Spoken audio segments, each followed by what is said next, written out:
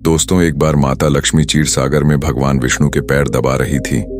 तो पैर दबाते दबाते माता लक्ष्मी ने भगवान विष्णु से कहा, हे प्रभु, आज मेरे मन में 3 प्रश्न उठ रहे हैं। यदि इन 3 प्रश्नों के उत्तर देकर आप मुझे संतुष्ट करेंगे तो मेरे मन को बहुत शांति मिलेगी। तब भगवान विष्णु कहते हैं, हे देवी, आखिर तुम्हारे कौन से 3 प्रश्न हैं? तो माता लक्ष्मी कहती हैं, हे प्रभु, वह कौन सी स्त्री होती है जिसके भाग्य में संतान सुख नहीं होता है? और दूसरा प्रश्न है कि कौन सी स्त्री समय से पहले विधवा होती है? और मेरा तीसरा प्रश्न है कि कौन सा श्रृंगार करने से स्त्री को स्वर्ग में स्थान प्राप्त होता है? दोस्तों, तब भगवान विष्णु कहते हैं कि हे लक्ष्मी, यह तुम्हारे तीनों प्रश्न बहुत ही ज्यादा महत्वपूर्ण है। जो भी व्यक्ति इन तीनों प्रश्नों के उत्तर समझकर इस पर्याप्त ज्ञान को अपने जीवन में उतार लेता है, उसे जीवन में सुख की प्राप्ति होती है।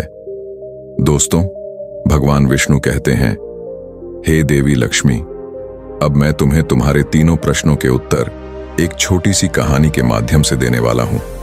इस कहानी के माध्यम से तुम अपने तीनों प्रश्नों के उत्तर ठीक तरह से समझ पाओगी। परंतु मेरी एक शर्त है, जब तक मैं कहानी सुनाऊं तब तक तुम्हें इस कहानी को ध्यान से सुनना है।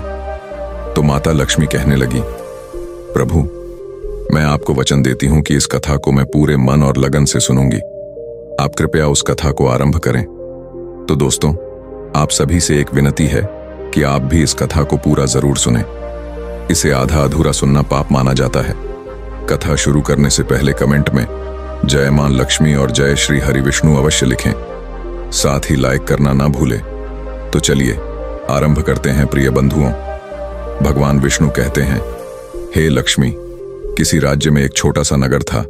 उस नगर में एक सेठ रहता था। उस सेठ के 2 बेटे थे और सेठ के बेटों की शादी भी हो चुकी थी।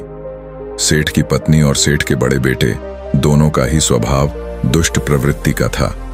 इसलिए सेठ की पत्नी अपने बड़े बेटे की पत्नी से बहुत ही ज्यादा प्यार करती थी।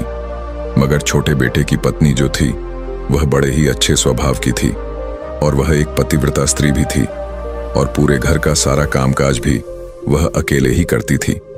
इतना कुछ होने पर भी सेठ की पत्नी और बड़े बेटे की पत्नी छोटी बहू का हमेशा ही अपमान करती रहती थी। दोस्तों, भगवान विष्णु कहते हैं, हे लक्ष्मी, सेठ के बड़े बेटे की बहू को एक बेटा था और छोटी बहू को एक पुत्री थी। सेठ की पत्नी हमेशा पुत्र को लेकर छोटी बहू को ताना मारती रहती थी, लेकिन वह क्या कर सकती थी? वह हमेशा उनके ताने सुनती रहती थी। दोस्तों, तब भगवान विष्णु कहते हैं, हे लक्ष्मी, अब मैं तुम्हें छोटी बहू की कहानी अच्छे तरीके से समझाता हूं। इस कहानी से तुम्हें तुम्हारे पहले प्रश्न का उत्तर प्राप्त होगा। तुम्हारा पहला प्रश्न था कि कौन सी स्त्री के भाग्य में पुत्र की प्राप्ति नहीं होती है। तब भगवान विष्णु कहते हैं, देवी, उस सेठ की जो पत्नी थी वह पहले से ही बड़े ही दुष्ट स्वभाव की थी। उसके कुटिल स्वभाव से सभी घर वाले बहुत ही ज्यादा परेशान थे, परंतु अपनी सीधी सादी छोटी बहू को वह कुछ ज्यादा ही परेशान करती रहती थी। उसको सताने में उसको बहुत ही ज्यादा आनंद आता था। सेठ के छोटे बेटे की पत्नी का नाम सुकन्या था। बेचारी सुकन्या सुबह जल्दी उठ करके अपने कामकाज में जुट जाती थी। इतना करने पर भी सेठ की पत्नी की निगाहों में सुकन्या हमेशा खटकती रहती थी। एक दिन की बात है, सुकन्या घर में झाड़ू लगा रही थी तो सेठ की पत्नी बोली कि तेरे हाथ में जान नहीं है क्या? तू जल्दी जल्दी झाड़ू लगा, मैं मंदिर जा रही हूं। मेरे लौट कर आने से पहले तू भोजन बनाकर तैयार रखना और आते ही मैं उस भोजन को ग्रहण करूंगी और सुन, अन्न का एक दाना भी बर्बाद ना हो पाए। बेचारी सुकन्या करती भी तो क्या, वह अपनी सास की बातों को सुनती रही। तब घर की सफाई करने के बाद सुकन्या खाना बनाने में लग गई। खाना बनाते समय वह मन में सोच रही थी कि मैं इतना काम करने के बाद भी एक पल के लिए चैन की सांस नहीं ले पाती हूं और मेरी सास हर समय मेरे काम में कोई ना कोई गलती निकालती रहती है। सुकन्या यह सब सोच ही रही थी। जितने में दरवाजा खटखटाने की आवाज आई तो सुकन्या ने सोचा कि अभी तो भोजन तैयार ही हुआ है, लगता है मेरी सासू मां आज जल्दी ही लौट आई है। जब सुकन्या ने दरवाजा खोला तो उसने क्या देखा कि बाहर दरवाजे पर एक सन्यासी महात्मा खड़े हैं। दोस्तों, वह साधु महाराज सुकन्या से कहता है, कि बेटी तेरा सुहाग अमर रहे, बाबा को कुछ भोजन करा दे, मुझे बड़ी तेजी से भूख लग रही है। दर्शकों, भगवान विष्णु कहते हैं कि लक्ष्मी सुकन्या बहुत सुशील और संस्कारी थी। उसने सोचा कि साधु महाराज को भोजन करा तो दूं, परंतु यदि मेरी सांस आ गई तो मेरी खैर नहीं। फिर कुछ देर सोच विचार करने के बाद में उसने सन्यासी को भोजन करने के लिए अंदर आने को कहा। और उसी समय सुकन्या के मन में विचार आया कि सांस से डरना कैसा, यदि मेरी सांस आ भी जाएगी और मुझसे कुछ कहेगी तो मैं उनसे कह दूंगी कि मैं अपने हिस्से का भोजन इन महात्मा को दे रही हूं। भगवान विष्णु कहते हैं, हे लक्ष्मी। फिर ऐसा सोच करके सुकन्या साधु को अंदर ले गई और अतिथि धर्म का पालन करते हुए उस साधु को भोजन कराने लगी। अभी साधु भोजन कर ही रहा था कि सुकन्या की सांस आ गई और फिर साधु को घर के अंदर बैठा भोजन करते देख करके उसका गुस्सा 7वें आसमान पर जा चढ़ा और एकदम से साधु महाराज से कहने लगी, यहां पर क्या किसी प्रकार का भंडारा या दावत नहीं चल रही है, जो तो राह चलते भिखमंगों को घर में बिठाकर खिला रही हो। सुकन्या ने अपनी सांस को रोकने की बहुत कोशिश की, परंतु उस दुष्ट स्त्री ने सन्यासी को धक्के मारकर घर से बाहर निकाल दिया और उसका खाना उठाकर फेंक दिया। अब उसका क्रोध सुकन्या पर टूटा और कहने लगी, अरे दुष्ट औरत, मैंने तुझे कहा था कि अन्न का एक दाना भी बर्बाद नहीं होना चाहिए, लेकिन तूने क्या किया, उस भिखमंगे को इतना सारा भोजन दे दिया। दोस्तों, भगवान विष्णु कहते हैं, हे लक्ष्मी। सुकन्या डरती हुए बोली, सासू मां, मैंने सन्यासी को अपने हिस्से का भोजन दिया है, इसमें आखिर इतना गुस्सा होने की क्या बात है। द्वार पर आए अतिथियों को कभी खाली हाथ नहीं भेजते हैं, ऐसा शास्त्र कहते हैं। भगवान विष्णु कहते हैं, इस प्रकार काफी देर तक सांस बहू की तकरार चलती रही। अंत में उस कुटिल सांस ने सुकन्या को भी धक्के मार मार करके घर से निकाल दिया। अब वह बेचारी रोती हुई घर का दरवाजा पिटती रह गई, परंतु उसकी सांस पत्थर जैसी बन गई, उसका दिल नहीं पसीजा। अब सुकन्या के पास में एक ही रास्ता बचा था कि वह अपने मायके में लौट जाए। दर्शकों, भगवान विष्णु कहते हैं, हे लक्ष्मी। इस प्रकार सुकन्या दुखी होकर के अपने मायके के लिए निकल गई और बीच रास्ते में एक घना जंगल भी पड़ता था। सुकन्या भूख प्यास से तड़पती हुई अपने मायके के लिए चली जा रही थी। तभी अचानक जोरों से बादल गरजे और मूसलाधार बारिश शुरू हो गई। भगवान विष्णु कहते हैं, बारिश से बचने के लिए सुकन्या ने एक पेड़ की शरण ली, लेकिन वर्षा का वेग इतना तेज था कि बचना मुश्किल हो गया था। अब उसी पेड़ की जड़ में एक कोठर बना था। सुकन्या यह सोचकर उसमें घुस गई कि बारिश रुकने के बाद में वह बाहर निकल आएगी और जब तक वर्षा हो रही है वह कोठर के अंदर बारिश से अपनी सुरक्षा कर सकती है। दर्शकों, भगवान विष्णु कहते हैं, हे लक्ष्मी। जब सुकन्या उस पेड़ के कोठर में घुसी तो उस कोठर के अंदर उसे एक साधु मिले। फिर संत ने कहा, बेटी रोना बंद करो, मुझे मालूम है कि तुम्हारे घर वाले तुम्हारा अनादर इसलिए करते हैं कि वह दुष्ट प्रवृत्ति के हैं और तुम्हें ताना इसलिए मारते हैं कि तुम्हारी जेठानी को पुत्र की प्राप्ति हो गई है और तुम्हें अभी तक पुत्र की प्राप्ति नहीं हुई है, इसलिए तुम चिंता मत करो। मैं तुम्हें एक पर्ची देता हूं। इस पर्ची में जो उपाय लिखा है उसे पूरी निष्ठा से करना और फिर तुम्हें एक गुणवान पुत्र प्राप्ति होगी। दर्शकों, इस प्रकार वह संत महात्मा पर्ची देकर वहां से अंतर्ध्यान हो गए। उधर जब वर्षा बंद हो गई तो सुकन्या को ढूंढता हुआ उसका पति वहां पर पहुंच गया और फिर सुकन्या मायके न जाकर उसी जंगल में एक कुटिया बनाकर रहने लगी। भगवान विष्णु कहते हैं, हे लक्ष्मी। एक दिन की बात है, सुकन्या को पुत्र का ख्याल आया और सोचने लगी कि यदि मेरे पास में भी एक पुत्र होता तो ससुराल में मेरी भी इज्जत होती। वह ऐसा सोच ही रही थी कि उसे संत की दी हुई वह पर्ची याद आ गई और जब सुकन्या ने पुत्र प्राप्ति के लिए उस पर्ची को पढ़ा तो उसमें लिखा था कि बेटी, पुत्र प्राप्ति के लिए हमेशा स्त्री को रात्रि के समय पुरुष के बाईं तरफ सोना चाहिए। ऐसा करने से कुछ समय के बाद में बाईं कर लेटने से नाक का दायां स्वर और दाहिनी करवट लेटने से नाक का बायां स्वर चालू हो जाता है और फिर जब भी पुत्र प्राप्ति की इच्छा हो तो उस स्थिति में मिलन से पहले यह निश्चित कर लेना चाहिए कि पुरुष का दायां स्वर चलने लगे और स्त्री का बायां स्वर चलने लगे। उसी समय गर्भ धारण किया जाना चाहिए। ऐसा करने से निश्चित ही पुत्र की प्राप्ति होती है और इसके विपरीत नाक के स्वर चलने से पुत्री की प्राप्ति होती है। दर्शकों, पर्ची में आगे लिखा था कि मासिक धर्म शुरू होने के प्रथम 4 दिवस में मिलन से पुरुष रोग को प्राप्त होता है। 5वीं रात्रि में मिलन से कन्या की प्राप्ति होती है। 6ठी रात्रि में मिलन से पुत्र होता है। 7वीं रात्रि में मिलन से बंध्या पुत्री होती है। 8वीं रात्रि में मिलन से ऐश्वर्यशली पुत्र होता है। 9वीं रात्रि में मिलन से ऐश्वर्यशली पुत्री होती है। 10वीं रात्रि में मिलन से अतिश्रेष्ठ पुत्र होता है। 11वीं रात में मिलन से सुंदर व अच्छे संस्कार वाली पुत्री होती है।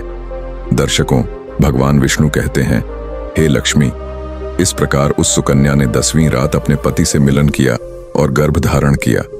अब सुबह स्नान आदि क्रिया से निवृत्त होकर के पूजा पाठ करके सुकन्या का पति लकड़ी काटने चला गया।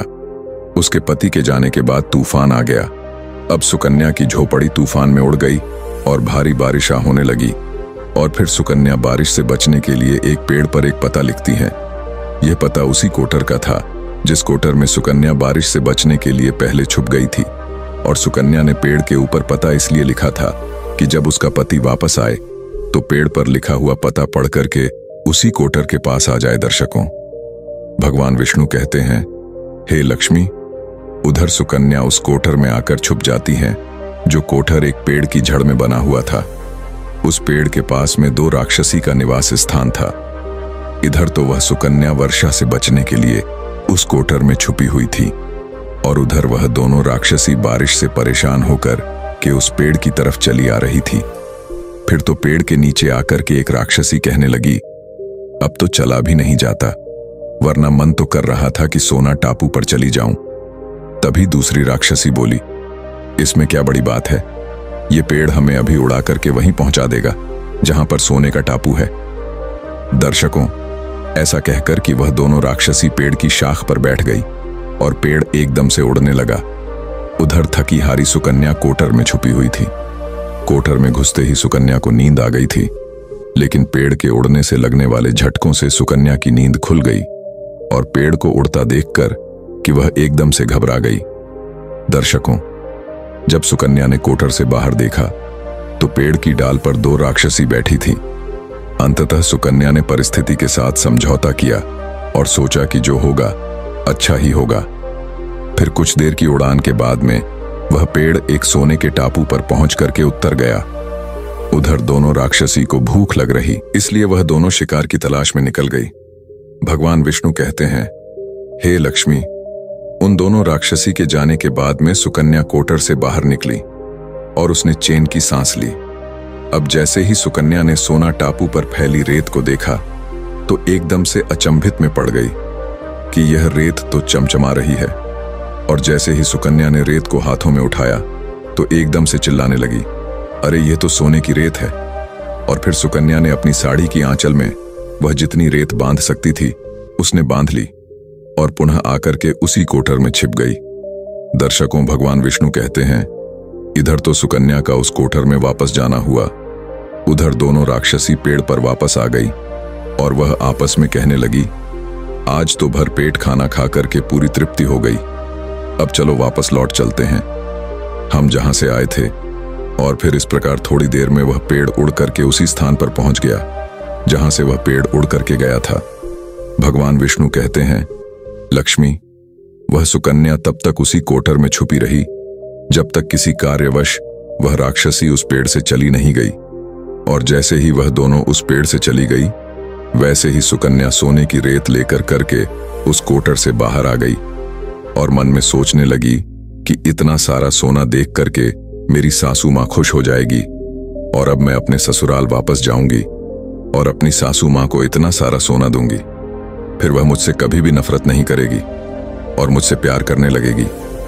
भगवान विष्णु कहते हैं, हे लक्ष्मी, इधर तो सुकन्या ऐसा सोच रही थी, तब तक सुकन्या का पति सुकन्या को ढूंढता हुआ उसी कोटर की तरफ आ जाता है और सुकन्या अपने पति को सारी बात बताती है और अपने पति के साथ वापस अपने ससुराल पहुंच करके अपनी सासू माँ से कहती है, देखो सासू माँ, मैं आपके लिए क्या लाई हूं।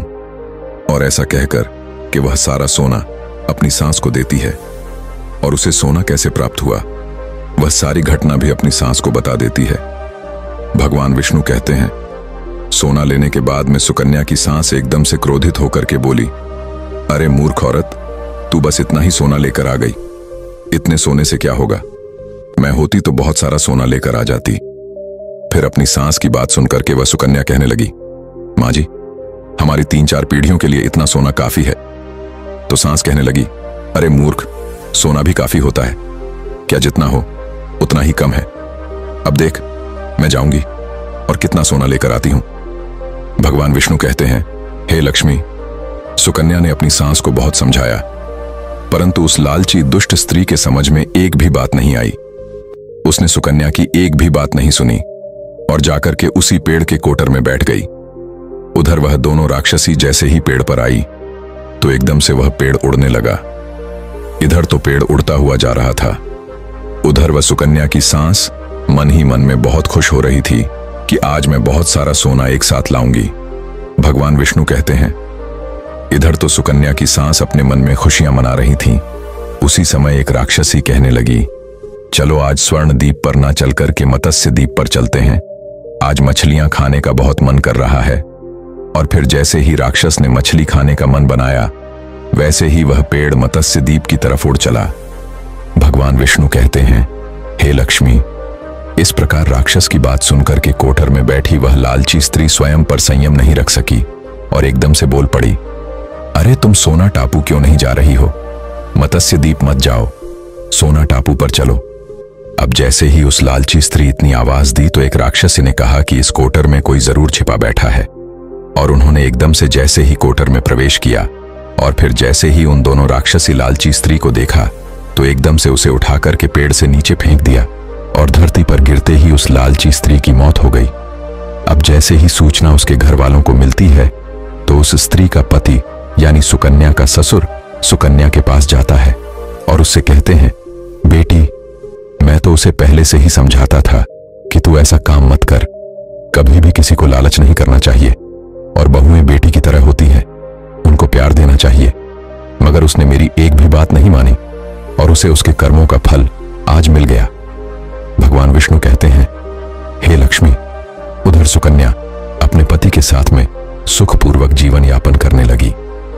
फिर कुछ समय गुजरने के बाद में सुकन्या को एक गुणवान पुत्र की प्राप्ति हुई और पुत्र की प्राप्ति के बाद सुकन्या की खुशी का ठिकाना नहीं रहा और वह भगवान का शुक्रिया करने लगी।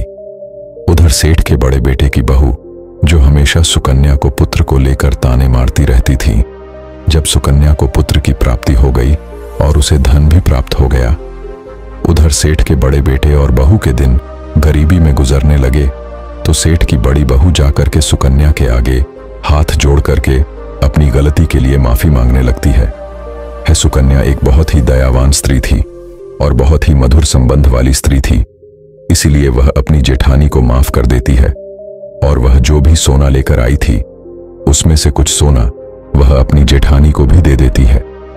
इस प्रकार वह पूरा परिवार अच्छे से जीवन यापन करने लगता है। भगवान विष्णु कहते हैं, लक्ष्मी, इस प्रकार जब समय धीरे धीरे सुखपूर्वक व्यतीत होने लगा तो सेठ की बड़ी बहू का जो पुत्र था वह अवगुण था, इसलिए उसने सारा धन अवगुणों में बर्बाद कर दिया। और सुकन्या को जो पुत्र हुआ था वह बहुत ही गुणवान था। वह अपने जीवन में इतना आगे बढ़ा कि उसने अपने माँ बाप का नाम रोशन कर दिया। और फिर जब सुकन्या और उसकी जेठानी का जीवन समाप्त हुआ तो सुकन्या को स्वर्ग की प्राप्ति हुई और उसकी जेठानी को नरक में स्थान मिला। भगवान विष्णु कहते हैं, लक्ष्मी, तुम्हारा पहला प्रश्न था कि कौन सी स्त्री के भाग्य में पुत्र नहीं होता, तो समझ लो, संत के द्वारा दिए गए पर्चे के विपरीत जो कार्य करते हैं उनके भाग्य में पुत्र योग नहीं होता। लक्ष्मी, तुम्हारा दूसरा प्रश्न था कि कौन सा गहना पहनने से स्त्री या पुरुष की दर्दनाक मौत होती है, तो समझ लो, वह है लालच रूपी गहना जो सेठ की पत्नी ने पहना था और खूब सारा सोना लाने के लालच में कोटर में घुस गई और राक्षसों द्वारा नीचे फेंक दिए जाने के कारण सेठ की पत्नी दर्दनाक मौत हो गई। इसलिए लालच रूपी गहना कभी नहीं पहनना चाहिए। लक्ष्मी, अब तुम्हारा तीसरा प्रश्न था कि कौन सा श्रृंगार करने से स्त्री को स्वर्ग में स्थान मिलता है, तो वह चरित्र रूपी श्रृंगार यानी कि चरित्रवान और पतिव्रता स्त्री सेठ की छोटी बहू सुकन्या की तरह मृत्यु के बाद स्वर्ग में जाती है इसलिए हर विवाहित स्त्री को पतिव्रता और चरित्रवान होना चाहिए। दोस्तों, आपको यह कहानी कैसी लगी? कृपया हमें कमेंट में जरूर बताएं। अगर आपको कहानी पसंद आई हो तो अपने मित्र बंधुओं के साथ जरूर शेयर करें। आशा करते हैं यह जानकारी आपको अच्छी लगी हो। अधिक धार्मिक जानकारी के लिए हमारे सनातनी दूत चैनल को सब्सक्राइब करें और हमसे जुड़े रहे। आप सभी का धन्यवाद। जय श्री कृष्णा।